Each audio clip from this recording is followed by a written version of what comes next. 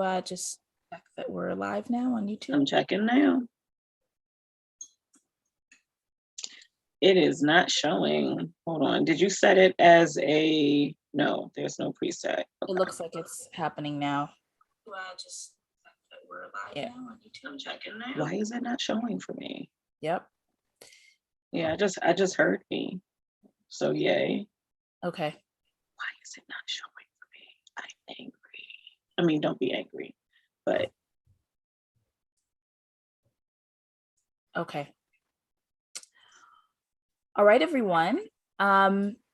So feel free while we do our intros to say who you are and where you're located with as little or as much detail as you want in the chats. And Ari, can you please share the screen for the first slide?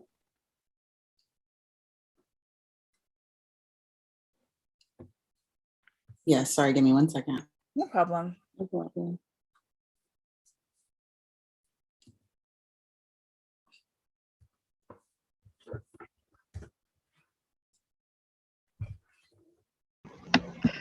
How's that looking for you? Can you see everything? Yeah, if you could just start from slide number 1. If you have any questions, about anything that's related, yeah, if you could all go on mute, that would be great. And if you have any that are 1, 2, 3, and 4, and 3 is actually note 1, 2, 3. That sounds like Survivor, which was either book.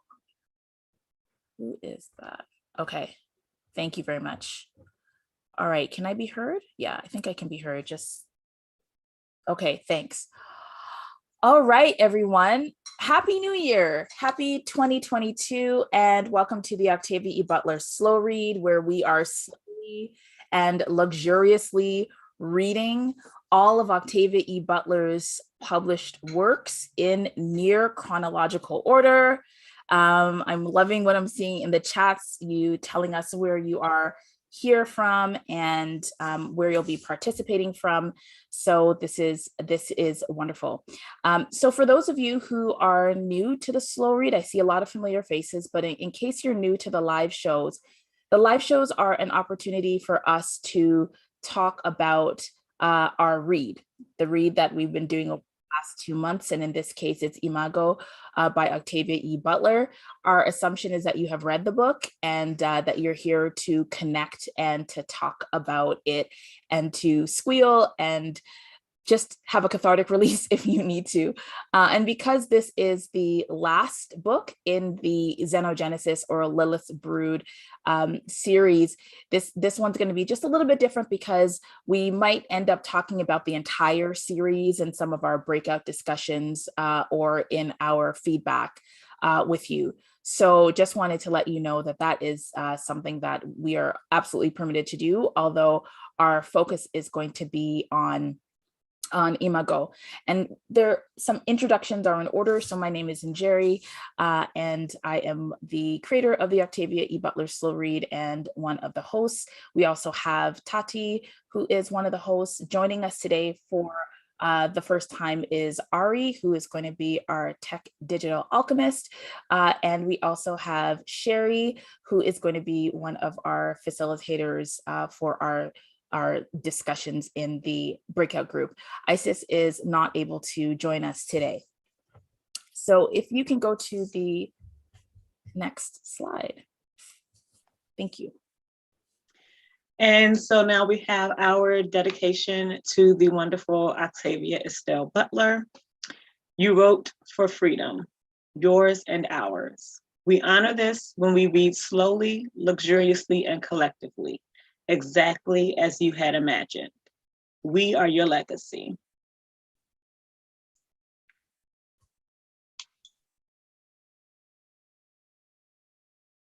Is this me too? Yeah. Okay, thank you. So we've already had our welcome and our dedication. We will be moving into our group agreement. That's the next thing on our agenda.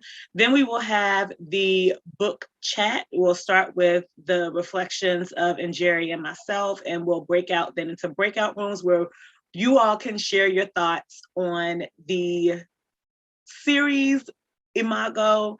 Please keep the discussions to the series and Imago. And we look forward to discussing that with you all. And then after that, we will come back into the large group and we'll have our engagement opportunity, which is the sound circle that we have done each reading or each discussion, as well as our group selfies. And then we'll end with some announcements. So I did a mini introduction earlier. So this is Ari. Ari is going to be assisting us with some digital alchemy today. Ari is a Black queer content creator and writer generating awareness for Black liberation and a low waste lifestyle. Ari's pronouns are they, them, and you can learn more about Ari and their work at arilintonsmith.com. So if you're rewatching this, feel free to pause the screen and then head over to their amazing website where you can learn a lot about their awesomeness. So thanks very much, Ari. Thank you all for having me.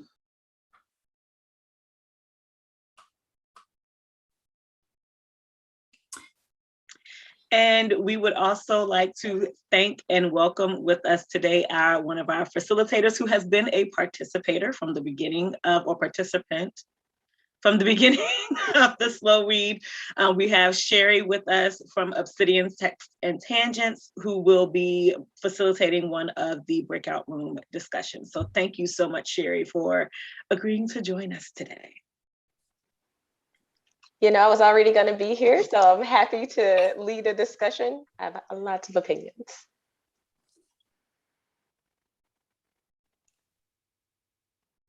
So as we do each time, we want to make sure that this space is a space that is conducive to connecting with each other about Octavia E. Butler's work in the ways in which she would have intended, and also in a way that really speaks to our own commitments to creating safer spaces and being generative, and also being respectful and emancipatory in the ways that we talk about books. So to that end, I'm going to take us through our group agreement. I'll begin with the quote, "All that you touch, you change. All that you change, changes you." And that is a line from Parable of the Sower, as spoken by Lauren Oya Olamina, who we will soon learn is the protagonist in that book. And I think something's really interesting is that I feel like Imago in a lot of ways reflected the "all that you touch, you change" and all that you change changes you in quite a literal way. So it's amazing to see the book right beside that quote. And we've got 4 main agreements. First, center BIPOC voices. The voices of Black and Indigenous folks and people of color will be centered in this space. And what does that mean? It means that if you do not identify as Black, Indigenous, or a person of color, it doesn't mean you can't speak. But what it means is we want you to consider how much airtime you're taking up and to prioritize the voices of readers who are Black, Indigenous, and people of color, in recognition of the fact that our voices are rarely ever centered in conversations about the future, about Black speculative fiction, science fiction, fantasy, and certainly in Octavia E. Butler's work. Our facilitators will be mindful of that, but we ask you to self-facilitate and hang back until your colleagues who are BIPOC in the space are able to share their views.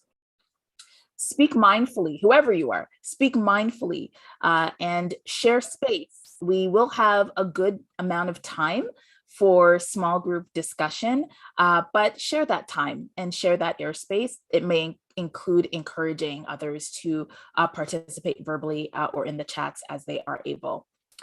Third, hatred will not be tolerated. So propagators of racism, transphobia, and other forms of hatred will be removed from the live show and from the Octavia E. Butler slow read period. And then finally, share responsibly.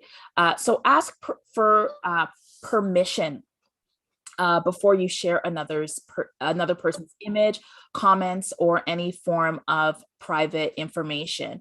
And also share responsibly, like if you are like, this isn't really a space for advertising or anything like that. So if you want to share something that you're doing with others, then do it through private chat or afterwards in the lobby when we have an opportunity to connect with each other. So that is our group agreement. And if you are able to abide by those 4 agreements, then we invite you to stay and continue to enjoy the space that we've co-created. If one or more agreements is something that you can't agree to, then I would invite you to exit, and you might find another way to engage with Octavia E. Butler's work. Thanks.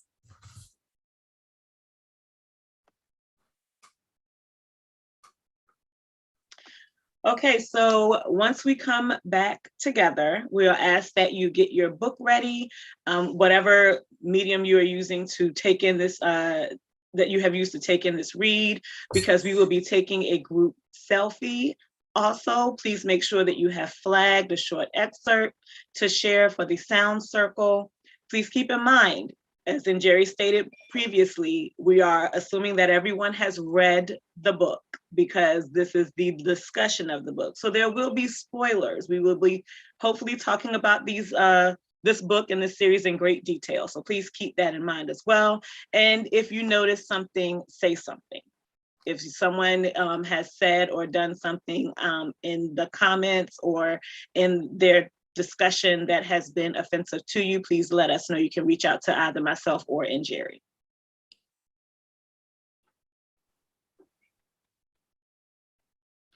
So we are currently reading Octavia E. Butler's Lilith's Brood, the Xenogenesis series, and I'm going to read the brief excerpt for the entire series. So you'll recall that it began with Dawn with Lilith, where we introduced to Lilith, who is in the Andes mourning the death of her family when war destroys Earth. Centuries later, she is resurrected by miraculously powerful, unearthly beings, the Oankali. Driven by an irresistible need to heal others, the Oankali are rescuing our dying planet by merging genetically with mankind. But Lilith and all humanity must now share the world with uncanny, unimaginably alien creatures, their own children. This is their story.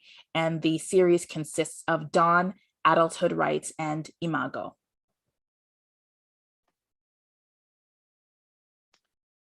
So Imago, in brief, Jodis, a human Oankali child, like all such children, goes into metamorphosis. But for the first time, instead of entering maturity as a hybrid male or female, begins to transform into a member of the third Oankali gender, the gene manipulating Ooloi. This is the final stage of a human Oankali integration, a child of partly human parentage with strange alien abilities.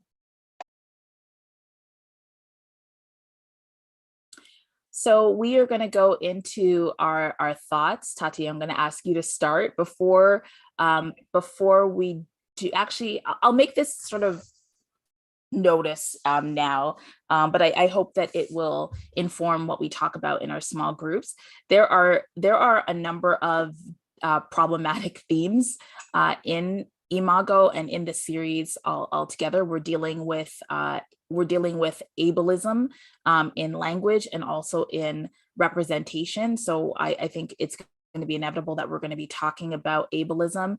We also deal with what I will call xenophobia, generally speaking, but there's also a lot of transphobic language certainly that in 2022 we would recognize as transphobic and homophobic as well. And so Octavia Butler did not shy away from those themes. So as we discuss this series and this story. I think it's important for us to discuss them, but we need to be mindful of the words that we use and recognize that we might be called out or called in the ways that we discuss those particular themes and the book generally. So that's for everyone. So let's talk about our thoughts of the books. Tati, do you want to go? I did not want to go first, but I will. You want me to? I can go first. No, because then I have to follow you. And no.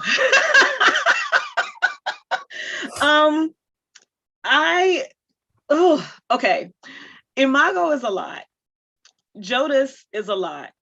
And getting into learning who and how the Oankali choose to move into this realization. One thing that really stands out to me consistently is how much the Oankali, even after centuries, because we're like 500 years after humans have destroyed Earth, basically. And so Oankali have had 500 years to think about, examine, look at how humans do things, and they still don't get us. There are still ways in which humans are able to surprise them. And I think Jodas is an example of that, because it's the combination of having construct children that, as much as the Oankali think this is how this is going to work out, here comes Jodas, not working out the way that you think it would. And then also in that, we see how much it needs interaction with other beings, be it the Oankali, be it Lo, the entity of Lo, needs that contact consistently to manage and learn about itself.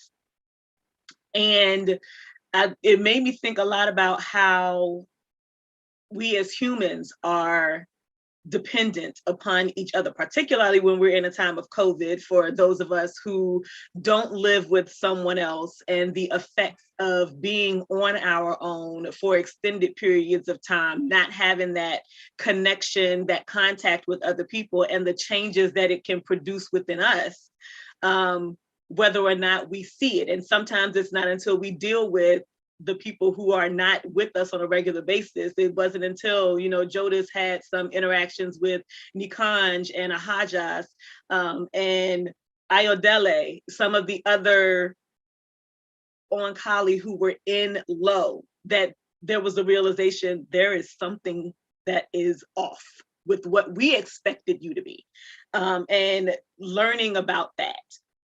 Also in the differences between Jodas and its sibling, Aor. I don't know, it'll be very interesting to see how we all handle that double A-O-R. Is like, there are three vowels and a consonant. But the difference, Aor came off very petulant, very demanding, very needy.